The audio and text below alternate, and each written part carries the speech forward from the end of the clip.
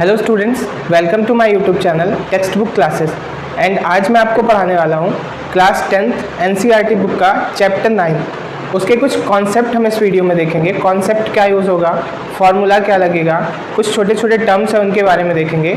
Chapter का नाम है आपके सम एप्लीकेशंस ऑफ टिग्नोमेट्री। मतलब अभी हमने जो चैप्टर 8 में टिग्नोमेट्री पढ़ा है, इस 9 चैप्टर में टिग्नोमेट्री के कुछ एप्लीकेशंस अपन को देखने हैं। ठीक है, तो इस वीडियो में केवल हम कॉन्सेप्ट, फार्मूला, कुछ टर्म्स देखेंगे कि इसका मतलब क्या होता है, जो कि आपको बहुत काम आएगा जब आप एक्सरसाइज सॉल्व करेंगे। एक ही एक्सरसाइज है मेरे ख्याल से 9.1 बस, उसमें कुछ क्वेश्चन है। बहुत सिंपल सी एक्सरसाइज है, आपको करने में मज़ा आएगा। बहुत ईजी सा कॉन्सेप्ट है, आप एक बार समझ लेंगे तो पूरी एक्सरसाइज ईजिली बन जाएगी और इससे एक क्वेश्चन एग्जाम में ज़रूर आता है। ठीक है, तो हम देखते हैं। सबसे पहले तो आप मेरे को ये बताओ कि एप्लीकेशन क्या होगा टिग्नोमेट्री का। आप टिग्नोमेट्री पढ़ चुके हैं, मैंने ही पढ़ाया है, तो टिग्नोमेट्री के एप्लीकेशंस क्या होंगे? कुछ आ रहा है दिमाग में? चलो मैं ही बताता हूँ क्या होते हैं। जैसे कुछ ऐसी डिस्टेंस है, मैं एक आपको एग्जांपल देता हूँ। जैसे आप गए दिल्ली, वहाँ पे क्या है, लाल किला, कुतुब मीनार। अब आप कुतुब मीनार देखने गए, ठीक है, तो आप यहाँ पे खड़े हुए हो, ये कुतुब मीनार है, आप यहाँ पे खड़े हुए हो, ठीक है। अब आप मन में सोच रहे हो कि सर इसकी हाइट क्या होगी, इसकी हाइट क्या होगी, ठीक है।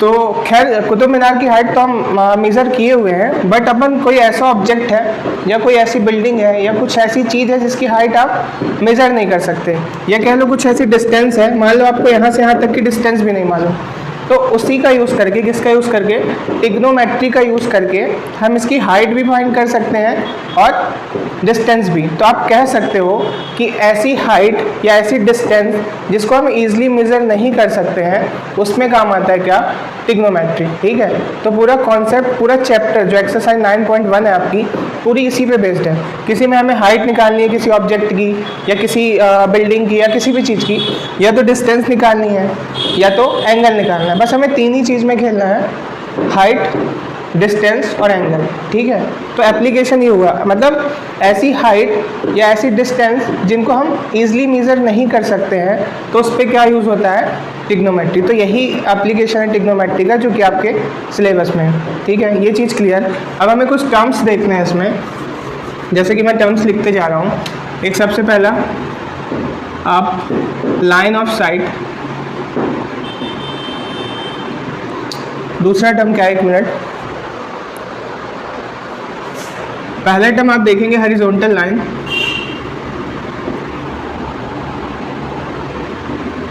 दूसरा लाइन ऑफ साइट,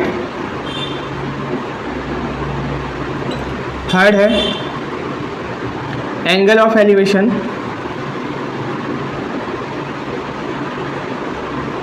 और फोर्थ है एंगल ऑफ डिप्रेशन। ठीक है, सो हमें ये 4 पॉइंट देखने हैं। तो क्या करते हैं हम, एक मैं डायग्राम बनाता हूँ, आप देखिएगा, इसे मैं इरेज कर ले रहा हूँ, आप नोट कर लिए होंगे या माइंड में रखिएगा, मैं सारी चीज़ें बता दे रहा हूँ। 2 डायग्राम के थ्रू हम ये सारी चीज़ें क्लियर कर लेंगे। ठीक है, तो मान लीजिए ये आपकी क्या है, आई, ये क्या है, ये आपकी आई है। ठीक है, और आप एक अर्थ सरफेस से क्या कर रहे हो, किसी एक अपर पॉइंट को देख रहे हो। मान लीजिए यहाँ पे कोई बिल्डिंग है, उसके सबसे अपर पॉइंट को आप देख रहे हैं। ठीक है, अब एक लाइन यहाँ से जाएगी जो कि आपके आई से होते हुए, किसके, ये अर्थ सरफेस है, मान लो ये अर्थ सरफेस है। ठीक है, तो अर्थ सरफेस के पैरेलल आपके आई से जो लाइन जाएगी, अर्थ सरफेस, ये देखो ये अर्थ सरफेस है, इसके पैरेलल लाइन गई है कहाँ से, आपके आई से। ठीक है, यही क्या होती है, हॉरिजॉन्टल लाइन। यही क्या होती है,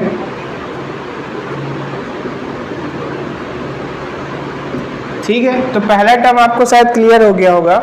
यही क्या होती है, हॉरिजॉन्टल लाइन।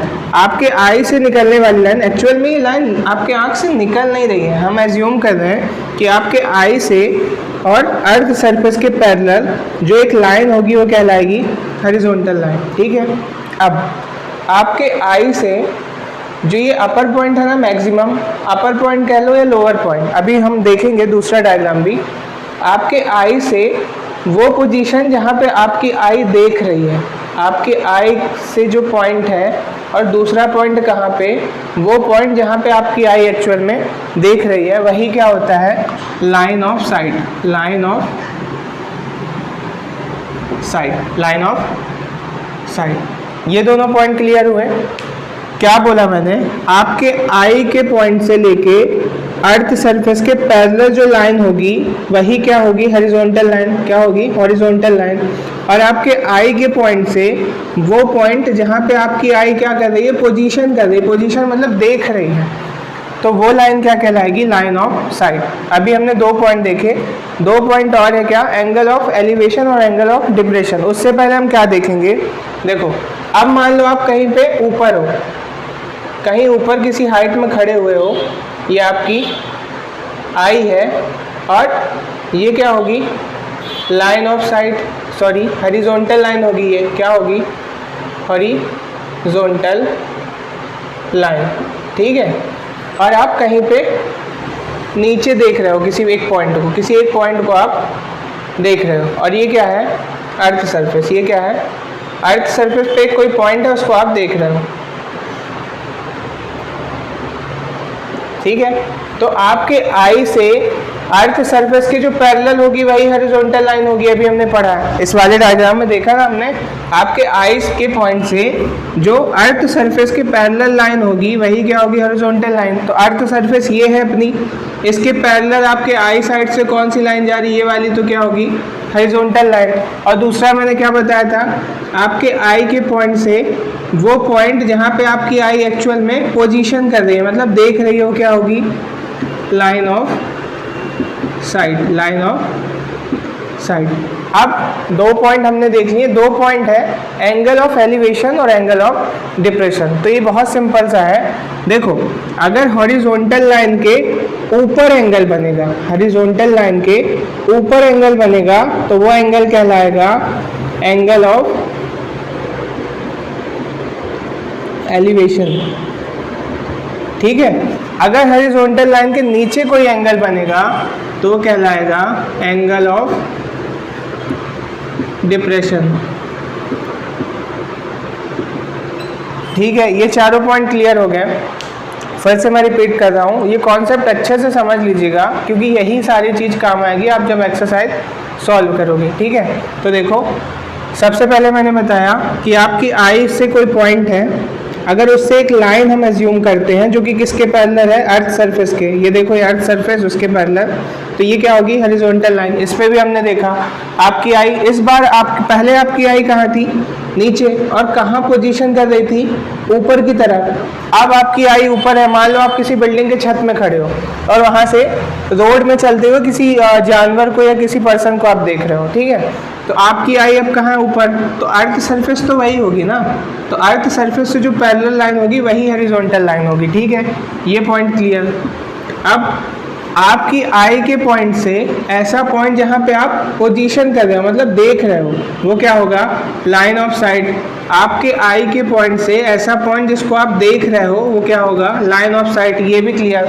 अब थर्ड पॉइंट आता है एंगल ऑफ एलिवेशन। तो जब हॉरिजॉन्टल लाइन के ऊपर कोई एंगल बनेगा तो वो होगा एंगल ऑफ एलिवेशन। आप दूसरे तरह से कह सकते हो कि जब हम नीचे खड़े होके किसी ऑब्जेक्ट को ऊपर की तरफ देखेंगे तो एलिवेशन ही एंगल बनेगा, ठीक है। और जब ऊपर खड़े होके किसी पॉइंट को हम नीचे की तरफ देखेंगे तो एंगल ऑफ डिप्रेशन बनेगा। या दूसरे तरीके से कह लो कि हॉरिजॉन्टल लाइन के जब नीचे कोई एंगल बनता है तो क्या होता है, angle of depression. I hope आपको ये चारों टर्म क्लियर हो गए होंगे।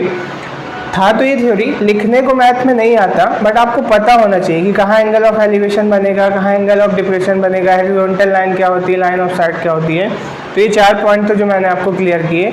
अब इस पर देखेंगे सॉल्व करने के लिए फॉर्मूला क्या यूज़ होते हैं, ठीक है। जब मैं ट्रिग्नोमेट्री पढ़ा रहा था तो वो सारे फॉर्मूले मैंने बताए थे, बट एक बार मैं फिर से रिपीट कर दूंगा इस वीडियो में। तो जो कोई बस यही वीडियो देख रहा हो, ट्रिग्नोमेट्री की वीडियो ना देखा हो, तो उसको भी ईजिली समझ में आ जाएगा। इसको आप नोट डाउन करिए, देन हम फॉर्मूला और कॉन्सेप्ट में आते हैं। कुछ और बेसिक कॉन्सेप्ट है जो कि मैं ट्रिग्नोमेट्री चैप्टर में बता चुका हूँ, बट यहाँ फिर से एक बार बता दे रहा हूँ। देखो मान लीजिए आपका एक राइट एंगल ट्राइंगल है ए, बी और सी, जिसपे बी क्या है, 90 डिग्री, बी क्या है 90 डिग्री। एक एंगल आपका ए है, एक एंगल सी है, ठीक है। तो हमने ये पढ़ा है क्या, साइन थीटा, या आप कह लो साइन थीटा ही लिखो, कॉस थीटा, टेन थीटा, और इन्हीं के रेसिप्रोकल हमने पढ़े हैं क्या, क्या पढ़े हैं, कॉसेक थीटा, सेक थीटा और कॉट थीटा, ठीक है। इसको अभी हटाओ, केवल यही देखो, ठीक है। अब आपको पता है कि साइन क्या होता है, मैंने बताई थी ट्रिक, पंडित, बद्री, प्रसाद अपॉन हर भोले, ठीक है। तो इस हिसाब से क्या होगा, देखो P for perpendicular, upon hypotenuse, H stand for hypotenuse, ठीक है। कॉस थीटा में क्या हो जाएगा, बेस अपॉन हाइपोटेनस, क्या हो जाएगा, बेस अपॉन हाइपोटेनस, और ten stands for perpendicular upon base, perpendicular upon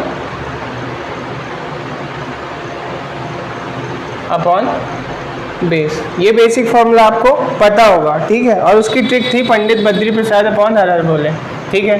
तो आपको इतना पता है कि साइन थीटा इक्वल टू होता है perpendicular upon hypotenuse, cos theta होता है बेस अपॉन हाइपोटेनस, और टेन थीटा होता है परपेंडिकुलर अपॉन बेस, ठीक है। अब इसी के अपोजिट क्या होते हैं, कॉस का रेसिप्रोकल होता है कॉसेक, सॉरी साइन का रेसिप्रोकल होता है कॉसेक, कॉस का रेसिप्रोकल होता है सेक, और टेन का रेसिप्रोकल होता है कॉट। रेसिप्रोकल मतलब अपोजिट। अगर cosec sorry sine perpendicular upon hypotenuse है तो कॉसेक क्या हो जाएगा, हाइपोटेनस अपॉन परपेंडिकुलर। सेम ये भी क्या हो जाएंगे, जस्ट उल्टे, ठीक है। तो इतना आपको समझ में आ गया। अब हम आते हैं कहाँ पे, जैसे अब हम बात करते हैं साइन, देखो पहले हम डायग्राम में देखते हैं, ये जो एंगुलर लाइन है ये हमेशा क्या होती है, हाइपोटेनस, ये हमेशा क्या होती है, हाइपोटेनस। ये जो एंगुलर लाइन है ये हमेशा आपकी क्या होगी, हाइपोटेनस। बेस और परपेंडिकुलर हमेशा चेंज होते रहते हैं, वो डिपेंड करता है एंगल पे, वो डिपेंड करता है एंगल पे। एग्जांपल के लिए मैं अगर बात करूं आपको, बोलो साइन ए बताओ, साइन ए बताओ, ठीक है। तो अब मैं किसकी बात कर रहा हूँ, या फिर आप बोलो कॉस ए बताओ, या फिर आप बोलो टेन ए बताओ, ठीक है। तो देखो अगर हम साइन ए की बात करें तो किस एंगल की बात कर रहे हैं, तीनों में एंगल ए की। तो एंगल, जिस एंगल की बात कर रहे हैं उसके सामने वाला हमेशा क्या होता है, उसके सामने वाला हमेशा क्या होता है, परपेंडिकुलर। जो ये कॉन्सेप्ट समझ चुके हैं ट्रिग्नोमेट्री में तो ये वीडियो को आगे बढ़ा सकते हैं, ठीक है। जो नहीं समझे हैं वो यहाँ पे एक बार देख लें, बाकी अगर देख लिए हैं तो मैं वही कॉन्सेप्ट बता रहा हूँ जो ट्रिग्नोमेट्री में बता चुका हूँ, तो आप इसको स्किप कर सकते हैं आगे, ठीक है। तो कहाँ थे अपन, एंगल के सामने वाला होता है परपेंडिकुलर, और एंगल की जो नीचे की लाइन होती है वो होती है बेस। तो अभी हम एंगल किसकी बात कर रहे हैं, ए की। तो साइन ए क्या हो जाएगा, साइन क्या होता है, परपेंडिकुलर अपॉन हाइपोटेनस। तो परपेंडिकुलर क्या है, बी सी, अपॉन हाइपोटेनस क्या है, ए सी, ठीक है। कॉस ए की जब हम बात कर रहे हैं तो कॉस ए का, कॉस थीटा का फॉर्मूला क्या होता है, बेस अपॉन, यहाँ पे थीटा क्या होता है, थीटा एंगल को डिनोट करता है। एंगल चेंज हो सकते हैं, ए सी बी कुछ भी, ठीक है। तो कॉस ए की हम बात करें तो क्या होता है, बेस अपॉन हाइपोटेनस। यहाँ पे बेस क्या है, ए बी, अपॉन हाइपोटेनस क्या है, ए सी। जब हम टेन ए की बात करेंगे तो टेन ए का फॉर्मूला क्या होता है, परपेंडिकुलर अपॉन बेस। तो परपेंडिकुलर क्या है, ये बी सी, अपॉन बेस क्या है, ए बी, ठीक है। अब अगर हम बात करें साइन सी की, या कॉस सी की, या टेन सी की, ठीक है। अब क्या कर रहे हैं हम, अब हम सी एंगल की बात कर रहे हैं। तो सी एंगल क्या है, ये। तो अब क्या होगा, अब अपोजिट हो जाएगा, एंगल सी है तो एंगल सी के सामने वाली लाइन क्या हो जाएगी, परपेंडिकुलर, और एंगल के नीचे वाली लाइन क्या हो जाएगी, बेस। तो इस कंडीशन में फॉर्मूला वही रहेगा बट वैल्यू चेंज हो जाएगी। जैसे हम साइन सी की बात करें तो साइन का फॉर्मूला क्या होता है, परपेंडिकुलर अपॉन हाइपोटेनस, बट अब परपेंडिकुलर क्या हो गया, ए बी, अपॉन हाइपोटेनस तो ए सी ही रहेगा, ठीक है। तो आप देख रहे होगे साइन ए में कुछ अलग वैल्यू आई है, साइन सी में कुछ अलग वैल्यू, क्यों, क्योंकि एंगल डिफरेंट है, ठीक है। कॉस सी की हम बात करें तो कॉस का फॉर्मूला क्या होता है, बेस अपॉन हाइपोटेनस। तो बेस क्या है, B C upon hypotenuse A C. Tan C की हम बात करें तो क्या होता है, परपेंडिकुलर अपॉन बेस। तो परपेंडिकुलर क्या है, ए बी, और बेस क्या है, बी सी। आई होप ये कॉन्सेप्ट भी आपको समझ में आ गया होगा कि अगर एंगल चेंज होता है, फॉर्मूला वही है, perpendicular upon hypotenuse, base upon hypotenuse, perpendicular upon base. But जब एंगल चेंज होता है तो परपेंडिकुलर और बेस की जो लाइन है वो चेंज हो जाती है। हाइपोटेनस सेम रहता है, एंगल चेंज होने पे परपेंडिकुलर और बेस चेंज हो जाता है। एक कॉन्सेप्ट ये था, ये यूज़ होगा, ठीक है। हम कब कहाँ पे कौन सा फॉर्मूला यूज़ करेंगे, कब साइन का फॉर्मूला यूज़ करेंगे, कब कॉस का फॉर्मूला करेंगे, कब टेन का फॉर्मूला यूज़ करेंगे, ये हमें यहीं से समझ में आएगा। तो आई होप ये आपको कॉन्सेप्ट समझ में आया होगा। एक बार आपको ये नोट करना है तो कर लीजिए, फिर हम एक कॉन्सेप्ट बस और बचा है छोटा सा, उसको देखेंगे। देन ये ट्रिग्नोमेट्री, एप्लीकेशन ऑफ ट्रिग्नोमेट्री के सारे कॉन्सेप्ट, सारे फॉर्मूले ख़त्म हो जाएंगे, ठीक है। इसको नोट डाउन कर लीजिए। सो अब हमें क्या देखनी है, वैल्यू किसकी, साइन थीटा की, कॉस थीटा की और टेन थीटा की। आप बोलोगे सर अभी हम देख तो लिए हैं परपेंडिकुलर अपॉन हाइपोटेनस, वो नहीं, किस पे, अगर साइन हम बात करें, थीटा यहाँ पे क्या स्टैंड फॉर करता है, ये डिनोट करता है किसको, एंगल को। तो जब एंगल की वैल्यू 0 होगी तो साइन थीटा की वैल्यू क्या होगी, 30 डिग्री पे क्या होगी, 45 डिग्री पे क्या होगी, 60 डिग्री पे क्या होगी और 90 डिग्री पे क्या होगी, ये हमें पता होना चाहिए। साइन की वैल्यू अगर हम बात करें, कहीं पे आ गया साइन 0 तो आपको पता होना चाहिए इसकी वैल्यू क्या होती है। कहीं पे आ गया साइन 30 तो आपको पता होना चाहिए इसकी वैल्यू क्या होती है। तो इसकी वैल्यू कहाँ से हम देखेंगे, टेबल बनाएंगे, ठीक है। सबसे पहले हम बात करें तो साइन 0 की, अब ये देखो एक चीज़ और, ट्रिग्नोमेट्री में भी मैंने ये चीज़ समझाई थी जब हम ट्रिग्नोमेट्री चैप्टर 8 पढ़ रहे थे। तो वहाँ पे आप जाके अगर देखना चाहो तो देख सकते हो, नहीं यहीं पे देख लो। अगर वहाँ पे देख चुके हो तो यहाँ पे कोई देखने की ज़रूरत नहीं है, सीधे अपन आएंगे एक्सरसाइज पे। तो देखो हमें इस पे केवल साइन की वैल्यू बस याद करनी है, साइन की वैल्यू बस याद करनी है, बाकी इनकी दोनों की वैल्यू आप खुद बना लोगे, ठीक है। देखो साइन 0 की वैल्यू होती है 0, साइन 30 की वैल्यू होती है 1/2, साइन 45 की वैल्यू होती है 1/√2, साइन 60 की होती है √3/2 और साइन 90 की वैल्यू होती है आपकी 1। बस आपको ये याद करना है कि साइन की वैल्यू 0 पे 0 होती है, 30 पे इतनी, 45 पे इतनी, 60 पे इतनी, 90 पे इतनी। अब जब हम कॉस की बात करेंगे ना, तो जो यहाँ से यहाँ गए थे ना अभी अपन, कॉस में यहाँ से यहाँ आ जाएंगे। कैसे, देखो सबसे पहले यहाँ क्या है 1, तो कॉस 0 की वैल्यू क्या होगी 1। देन उसके बाद क्या लिखा है √3/2, तो कॉस 30 की वैल्यू क्या होगी √3/2। फिर क्या लिखा है 1/√2, तो कॉस 45 की वैल्यू भी क्या होगी 1/√2। फिर क्या लिखा है 1/2, तो 60 की वैल्यू होगी 1/2। फिर क्या लिखा है 0, तो कॉस 90 की वैल्यू होगी 0। समझ में आ गया। बस ये लाइन लिखनी है, इसी को क्या कर देना है रिवर्स। अब हमें पता है ट्रिग्नोमेट्री में हमने पढ़ा है टेन थीटा इक्वल टू होता है साइन थीटा अपॉन में कॉस थीटा, ठीक है। तो टेन थीटा की वैल्यू क्या होगी, इनको अगर हम आपस में डिवाइड कर दें तो टेन थीटा की वैल्यू इजली निकल आएगी, क्योंकि टेन थीटा होता है sine theta upon cos theta, ठीक है। तो देखो क्या करेंगे हम, अगर 0 में से 1 डिवाइड करेंगे, सॉरी 0 और 1 का आपस में डिवीज़न करेंगे तो कितना आएगा 1, कितना आएगा 1, कितना आएगा 1, बहुत सही। कितना आएगा यहाँ पे 0, क्योंकि हम 0 से किसी भी चीज़ को डिवाइड करते हैं तो कितना आंसर आता है 0। तो गलती मत करिएगा, 1 लिख के मत आइएगा, ठीक है। देन उसके बाद अगर हम बात करें, इन दोनों को आपस में डिवाइड करें तो क्या हो जाएगा, देखो 2 आपस में कैंसिल आउट होंगे, 2 आपस में कैंसिल आउट हो जाएंगे। ये देखो 2 और 2 आपस में कैंसिल आउट, तो क्या आएगा 1/√3। अब इसको अगर हम करेंगे तो ये 1/√2 है, 1/√2 है, पूरा कैंसिल हो जाएगा, कितना आएगा 1, ठीक है। अब इसकी हम बात करें √3/2 है और 1/2 है, तो ये सबसे ऊपर मल्टीप्लाई में जाएगा ये यहाँ पे, तो क्या हो जाएगा √3/2 इंटू 2/1, 2 से 2 कैंसिल, केवल कितना बचा √3। तो 1060 की वैल्यू क्या आ जाएगी √3। अब अगर हम 1 को 0 से डिवीज़न करें तो कोई आंसर आएगा क्या? नहीं। तो ये क्या होता है? Not defined. ये क्या होता है? नॉट डिफाइंड, मतलब हम इसको डिफाइन नहीं कर सकते। तो ये चीज़ बनने लगी आपसे कि साइन 30 की वैल्यू, सॉरी 0 की वैल्यू इतनी। ये आपको चैप्टर में बस 30, 45 और 60 का ज़्यादा यूज़ होगा। 90 और 0 का इतना यूज़ नहीं होता, ज़्यादातर 30 डिग्री एंगल, 45 डिग्री और 60 डिग्री का यूज़ होता है। ठीक है, तो ये था concept application of trigonometry chapter 9 का। आप इसे देख लिए हैं। देन इसके बाद हम नेक्स्ट वीडियो जो बनाएंगे उस पर आपको एक्सरसाइज 9.1 सॉल्व करना बताएंगे। ठीक है, तो ये वीडियो, ये कॉन्सेप्ट आप अच्छे से पढ़ लीजिएगा। जितने फॉर्मूले मैं बताया हूँ, जो भी कॉन्सेप्ट बताया हूँ, अच्छे से पढ़िएगा, क्योंकि 9.1 में यही पूरा काम आने वाला है। ठीक है, तो ये वीडियो पसंद आया हो तो लाइक कर दीजिएगा।